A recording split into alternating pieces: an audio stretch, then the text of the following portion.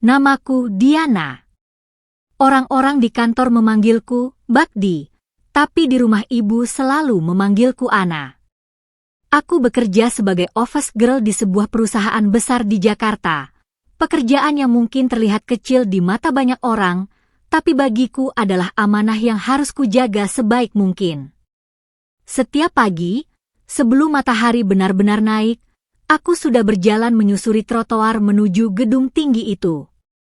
Biasanya aku tiba lebih awal dibanding sebagian besar karyawan. Aku suka suasana pagi kantor, masih sepi, lorong-lorong bersih yang hanya diterangi lampu otomatis, aroma wangi dari bahan pembersih, dan angin dari AC yang baru menyala. Ada ketenangan yang membuatku merasa siap menjalani hari. Seperti biasa, pekerjaanku dimulai dari mengelap meja, menyapu lantai, merapikan pantry, hingga menyiapkan ruang rapat. Aku mengatur kursi di ruang rapat besar lantai 8. Aku memeriksa proyektor, mengelap meja panjang, merapikan alat tulis, lalu mundur sedikit memastikan semuanya terlihat presisi. Kadang aku merasa pekerjaan ini seperti seni, menyusun sesuatu agar enak dipandang dan nyaman digunakan. Saat aku hendak keluar, pintu terbuka. Assalamualaikum. Aku spontan menoleh dan hampir tersentak. Bos besar itu, Pak Kamal, berdiri di ambang pintu. Waalaikumsalam, Pak, jawabku cepat sambil menunduk. Maaf, saya kira belum ada yang datang. Aku merasakan degup jantungku sedikit berubah. Sejujurnya, aku selalu agak gugup kalau berpapasan dengan beliau. Selain karena jabatannya sebagai salah satu direktur muda perusahaan, ada ketegasan dalam sikapnya yang membuat banyak orang otomatis menjaga diri. Tapi entah kenapa, setiap kali beliau bicara, tetap ada kelembutan yang tidak bisa disembunyikannya. Tidak apa, katanya sambil melangkah masuk. Ia menundukkan pandangan sekilas, menjaga adab, lalu melihat ruangan. Saya hanya ingin memastikan semuanya siap. Dan, sepertinya sudah sangat rapi. Aku menunduk lebih dalam. Terima kasih, Pak. Saya hanya menjalankan tugas. Tidak semua orang bisa serapi ini, katanya lagi. Detailnya bagus. Pujian itu sederhana, tapi aku merasakannya sampai ke dada. Mungkin karena aku jarang dipuji. Atau mungkin karena cara beliau mengatakannya begitu tulus dan tidak berlebihan. Kalau tidak keberatan, lanjutnya, tolong buatkan teh hangat untuk rapat nanti jam 9. Baik, Pak. Saat aku keluar, aku diam-diam menarik napas panjang. Ada sesuatu dalam cara beliau berbicara, tenang, santun, dan menundukkan pandangan yang membuatku merasa dihormati sebagai manusia. Dan itu bukan hal yang sering aku temui di kantor-kantor sebelumnya. Tapi aku mengusir pikiran itu cepat-cepat. Tidak boleh berpikir macam-macam. Aku bekerja di sini. Beliau bos besar. Aku hanya office girl. Aku tahu tempatku. Hari-hari berikutnya, aku mulai memperhatikan hal-hal kecil tentang Pak Kamal, bukan karena aku ingin, tapi karena caranya memperlakukan orang berbeda dari kebanyakan atasan. Beliau tidak pernah memanggil karyawan dengan nada tinggi. Tidak pernah mendekati perempuan dengan jarak terlalu dekat. Tidak pernah bercanda yang menyinggung. Tatapannya selalu dijaga, dan ucapannya teratur, seperti ia punya filter besar antara hati dan lidahnya. Suatu pagi, saat aku membawa baki berisi kopi, seorang karyawan senior yang terburu-buru hampir menabrakku. Kopi dalam gelas berguncang dan sedikit tumpah ke lantai. Saya minta maaf, kataku cepat walau bukan salahku. Orang itu hanya mengangguk lalu pergi. Aku mulai membersihkan lantai, jongkok sambil mengusap tumpahan. Tiba-tiba suara langkah berhenti di dekatku. Itu bukan salah kamu. Aku mendongak. Pak Kamal berdiri tidak jauh dariku, menundukkan kepala sedikit agar tidak menatap langsung. Saya tidak ingin membuat suasana kantor ribut, Pak, jawabku pelan. Kalau dia tergesa-gesa, itu urusannya, katanya lembut. Kamu tidak perlu meminta maaf untuk sesuatu yang bukan kesalahanmu. Aku menunduk. Kata-kata sesederhana itu entah kenapa sangat mengena. Mungkin karena selama ini aku terlalu sering meminta maaf untuk hal-hal yang bahkan tidak kupahami. Di sini kamu tidak perlu takut, katanya lagi. Kamu berhak dihargai. Aku tidak tahu apa yang harus kukatakan selain, terima kasih, Pak. Hari demi hari, interaksi kecil seperti itu terus terjadi. Tidak banyak, tapi cukup berarti. Seperti ketika beliau menahan rak buku agar tidak goyah saat aku berdiri di atas kursi. Atau ketika beliau membantu meletakkan tumpukan dokumen berat di rak atas. Atau saat beliau bertanya apakah aku sudah makan siang, bukan basa-basi, tapi benar-benar ingin memastikan semua orang baik-baik saja. Beliau tidak pernah bersikap berlebihan. Tidak pernah terlalu dekat. Tidak pernah menunjukkan ketertarikan secara langsung. Tapi beliau selalu hadir dengan cara yang membuatku bertanya. Apakah ada laki-laki seperti ini? Pertanyaan itu membuatku takut. Bukan takut padanya, tapi pada diriku sendiri. Pada kemungkinan bahwa aku bisa mulai berharap. Dan berharap adalah hal paling menakutkan bagi seseorang yang hidup dengan kesederhanaan. Kemudian, gosip mulai beredar. Aku mendengar orang-orang membicarakanku di pantry. Suara mereka tidak terlalu keras, tapi cukup untuk membuat telingaku menangkap kalimat-kalimat yang menusuk. Mbak Diana itu dekat sama Pak Kamal, ya? Ya ampun, masa sih? Jauh banget kelasnya. Siapa tahu dia sengaja cari muka. Bisa aja. Aku memegang gelas dengan tangan gemetar. Rasanya seperti ada batu besar di dadaku. Aku ingin membantah, tetapi apa gunanya? Gosip selalu lebih kuat dari kebenaran. Hari itu aku pulang dengan langkah lebih berat. Di dalam bis, aku memeluk tas kecilku dan menangis tanpa suara. Aku merasa hina. Merasa tidak pantas.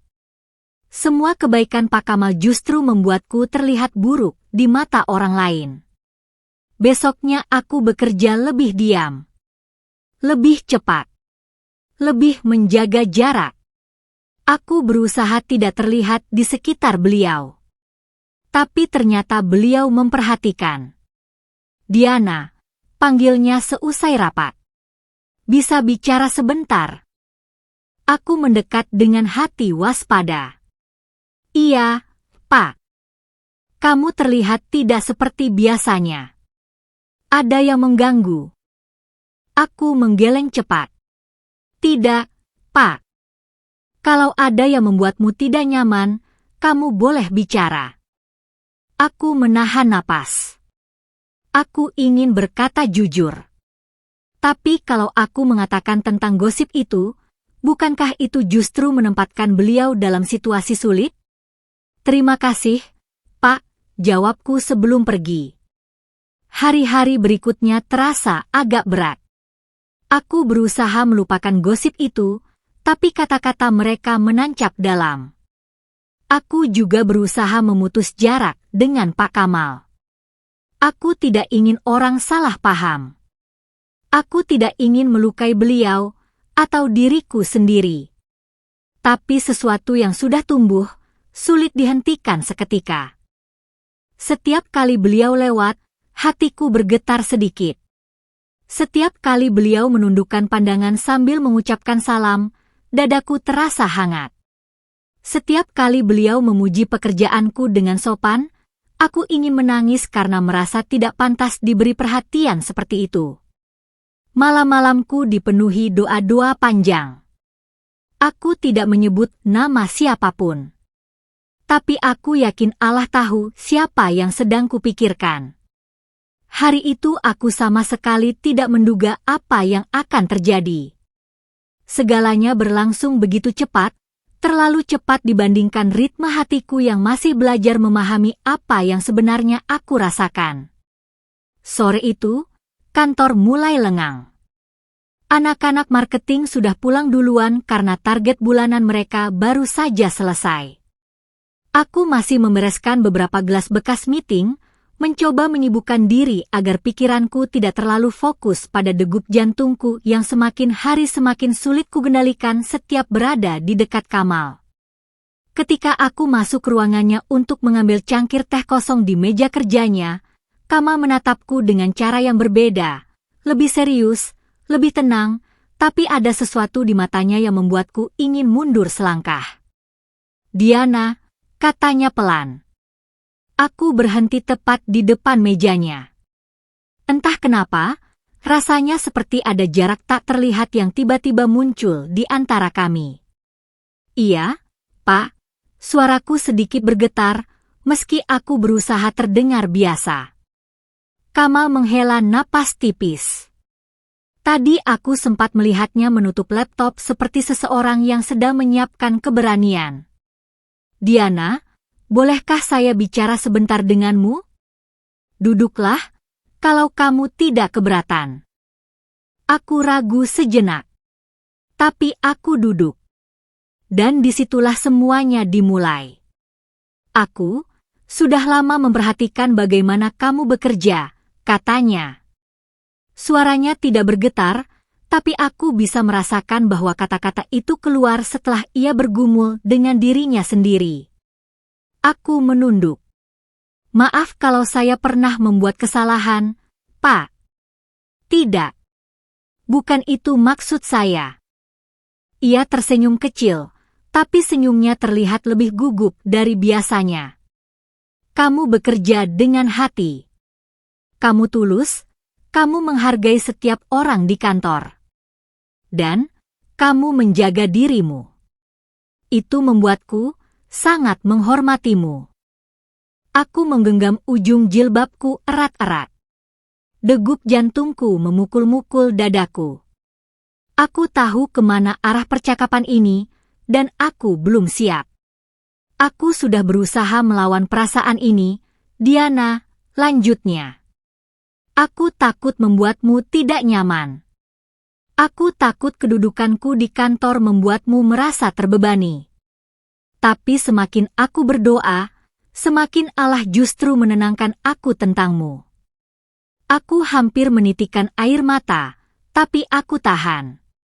"Diana," ia menatapku, lembut namun yakin, "aku menyukaimu." Dengan cara yang terhormat. Ia menundukkan pandangan sebentar, menjaga adab seperti biasa. "Kalau kamu tidak keberatan, aku ingin melamarmu. Bukan sekarang, tidak terburu-buru. Tapi aku ingin kamu tahu bahwa niatku bukan bermain-main." Dunia seakan berhenti. Dan detik berikutnya, aku merasa sesak. Bukan karena aku tidak menyukainya. Justru sebaliknya. Aku menyukainya. Dan itu membuatku takut. "Pak Kamal," suaraku pecah. "Saya tidak pantas." Kamal mengangkat wajahnya, kaget. "Diana? Kenapa bilang begitu?" "Saya cuma office girl, Pak. Orang tua saya penjual kue. Saya tinggal di rumah kontrakan kecil. Saya..." "Itu semua tidak membuatmu rendah di mataku," potong Pak Kamal. "Tapi orang-orang pasti mengira saya memanfaatkan posisi Bapak. Mereka mungkin menuduh saya mendekati Bapak lewat pekerjaan saya. Saya tidak sanggup menghadapi itu." Mataku memanas. "Saya tidak pantas jadi calon istri seorang atasan, Pak. Kamal terlihat seperti seseorang yang baru saja ditikam oleh kata-kata yang tidak ia sangka akan menyakitinya. Diana, jangan berpikir begitu. Saya minta maaf. Aku berdiri, buru-buru menghapus air mata yang mulai turun. Ia mencoba bangkit, tapi ia tetap menjaga jarak. Diana, tunggu.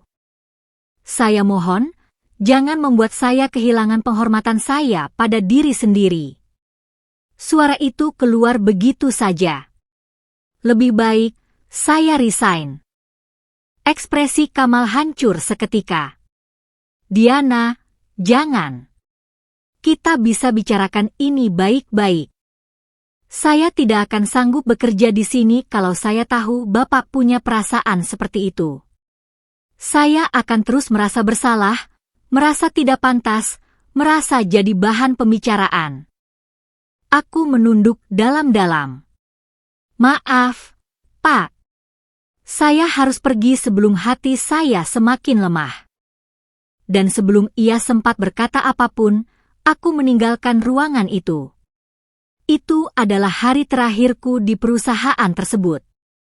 Minggu-minggu setelahnya terasa aneh. Rasanya seperti ada bagian dari rutinitasku yang hilang. Tidak ada lagi pagi tergesa-gesa menyiapkan teh, tidak ada lagi suara langkah Kamal di koridor yang biasanya membuatku refleks menunduk malu. Aku mencari lowongan kerja ke sana kemari tapi entah mengapa, tidak ada yang cocok. Ada yang terlalu jauh, ada yang gajinya terlalu kecil, ada yang jam kerjanya tidak memungkinkan untuk membantu ibuku di rumah. Namun ada satu hal yang paling sulit hilang. Diam-diam, aku merindukan kantor itu. Dan merindukan seseorang yang ingin kuhapus dari hatiku, tapi selalu kembali. Suatu sore, ketika aku sedang duduk di ruang tamu sambil membuka-buka daftar lowongan di ponselku, ibuku tiba-tiba memanggilku. Nak, ada tamu. Tamu? Siapa, Bu? Ibuku hanya tersenyum samar. Kamu keluar dulu. Lihat sendiri. Aku berjalan keluar, dan langkahku langsung terhenti. Di depan rumah berdiri seorang lelaki dengan pakaian rapi namun sederhana, tatapannya merendah, tidak langsung menatapku. Kamal. Hatiku langsung bergetar hebat. Assalamualaikum, Diana, sapanya lembut. Waalaikumsalam. Suaraku hampir tidak terdengar. Aku minta maaf datang tanpa memberi kabar. Tapi, rasanya aku perlu mengucapkan langsung apa yang harus kukatakan. Aku menelan ludah. Pak Kamal, seharusnya Bapak tidak perlu repot datang. Saya sudah. Aku bukan datang sebagai atasanmu, potongnya perlahan. Aku datang sebagai seorang lelaki yang ingin meluruskan niatnya. Angin sore terasa ikut menahan napas. Aku menghormati keputusanmu resign. Itu hakmu. Dan aku mengerti kalau kamu merasa tidak pantas. Kamal mengangkat wajahnya, kali ini ia menatapku sepenuh perasaan, tapi tetap menjaga batas. Tapi, Diana, apakah rendahnya gajimu membuat akhlakmu rendah? Apakah sederhananya keluargamu membuat hatimu kecil? Aku memejamkan mata sebentar. Aku datang ke sini bukan untuk memaksamu menerima perasaanku. Lanjutnya, suaranya penuh ketegasan lembut. Aku datang untuk menunjukkan bahwa niatku padamu tidak berubah. Bahkan setelah kamu pergi. Ia menunduk sedikit. Aku ingin melamarmu, Diana. Dengan cara yang terhormat. Bukan karena kasihan. Bukan karena status. Tapi karena aku. Yakin kamu adalah seseorang yang ingin aku ajak berjalan menuju Allah. Bersama-sama. Air mataku turun tanpa bisa kucegah. Kamu tidak perlu menjawab hari ini. Katanya cepat. Aku hanya ingin memastikan bahwa kamu tahu, aku tidak menyerah. Aku tidak marah saat kamu pergi. Kamal tersenyum kecil. Senyum yang hangat dan jujur, dan membuat tembok yang kubangun selama ini runtuh perlahan. Aku pamit dulu, katanya pelan. Kalau kamu sudah siap, kapanpun kamu ingin bicara, aku akan datang. Dengan keluargaku. Dengan niat baikku yang utuh. Ia memberi salam, lalu melangkah pergi. Aku berdiri di pintu rumah, menatap punggungnya yang menjauh. Dalam hatiku, bisikan itu kembali muncul, lebih lembut, lebih jelas dari sebelumnya. Dan untuk pertama kalinya sejak aku meninggalkan kantor itu, aku merasakan harapan kecil tumbuh kembali.